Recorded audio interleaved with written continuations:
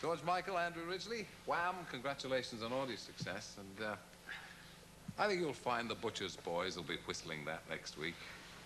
Butcher's Boys whistling at us? Yeah, not whistling at you, no, I suppose. You met each other at school. What were your first impressions of each other? What did you think of him when you saw him first, George? Keeping it as clean as you can. Well, it's difficult, really. What did I first think of him? I thought he was pretty loud. You know, brash, young thing. You admired him, in other words? Oh, yeah, yeah. I thought, now there's a boy I want to sit next to. Yeah. Actually, it's not the truth at all. I was ordered to. And, first time I'd ever been put in charge of something. Yeah. I think it worked out well. Were you the big wheel in the school? Were you the head boy or something? I mean, what was he like? What was he like?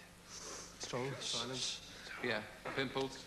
Actually, yeah, it was like, you know, all the stuff that you've read in the papers, fat, ugly, spotty. Yeah. You know, it's all trying to get this ugly duckling image across. Yeah. When do you turn into the swan? Well, you know, this is what we're waiting to see. Obviously, you're happy with the success, and obviously it's made an enormous change in your life. But are you happy with being famous, with being recognized everywhere, with having teenagers screaming at you? Do you like that aspect of it? I mean, apart from being on stage, in your social life? I think everything is relative, really. I mean, for every high, there's a low, I suppose. And obviously, a lot of things are limited now, socially. But I think if we weren't happy, we wouldn't be doing it, so we wouldn't be trying to achieve more, which is what we... Andrew, do you still get on pretty well together, or did you ever get on well together? Or is it just a professional partnership? Are you friends? It took a few adaptations along the way, you know, to get to cope with different situations. Because obviously, you know, we'd never worked or been in business together. So you know, you learned your friendship in a different sphere in that respect. So you had a bit of publicity about having your face altered at a party or something. Doesn't sound too good, does it? Is it? What happened? Oh, I chose the wrong model. Actually, it was one small step on my road to perfection, you know. You weren't happy with the hooter that God gave you, then? No, it became unhappy. I got a few whacks on it when I was younger. And they said, boy, when you're old, you'll regret it, so get it done. But pictures of him as a baby had this perfect straight nose. But it isn't like people in popular music to own up to the fact that they've had their nose straightened. I think that's a problem generally, isn't it? We own up all the time. Yeah, and you haven't been all that kindly handled by the critics, have you? Not the music critics.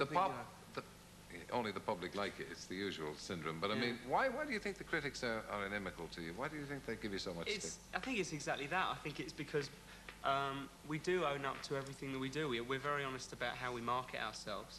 We're probably the only band at the moment who are totally unashamed of being screamed at. And I think it's like we do everything that everyone else does, only everyone else is very, very subtly camouflaging the ways of selling themselves. And we just think, you know, there's no reason that you don't have to... It's not insulting your public to do it and to tell them you're doing it because they enjoy it just the same way. I mean, marketing is marketing and image is image. No one thinks that's really us.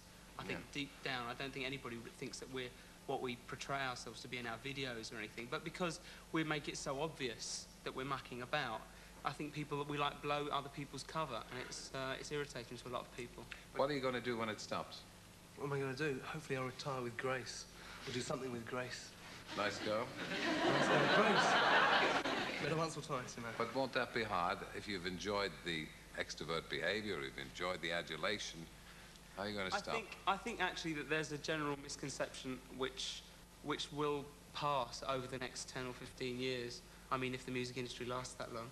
But I think that the new wave of groups that are screamed at and, you know, made a lot of fuss about in the papers and everything, there is a basic difference between us and the screams of 10 years ago. And it's funny enough, it seems to be the beginning of every decade. You get the screamers. And this decade, there's been ourselves and 3 or 4 other groups. But this time they seem to be writing for themselves, with very few exceptions. And so you're basically a lot more in control of your situation than, say, the Bay City Rollers in the early 70s, or David Cassidy or the Osmonds, whatever, who were being written for. And when they actually became too old for their fans, the songwriters, like, dropped them like hot bricks. You know, they didn't want, like, has-beens to do their songs. They wanted to make money out of them, and so they weren't the artists themselves weren't in control of their destinies. I think a lot of the new ones are. So it's actually going to be interesting to see how long everybody lasts. I mean, after this, we can go into other things, obviously, if you get bored. But I don't think it's a I'm matter going of... to bed after this. Are you? Yeah. He's ill. You're a very lucky man. Are you jealous of his solo success? Don't mention the solo. No, I feel I'm a big part of it, you know. Actually, we did write the record together. We wrote it years ago. Yeah, a long time ago. As long as neither of you turn into all-round entertainers, we'll be very happy. Was there right pretending to be 18-year-olds? Exactly. Well, actually, know had the to fool, syndrome. didn't we? George and Andrew, thank you. Thanks very much.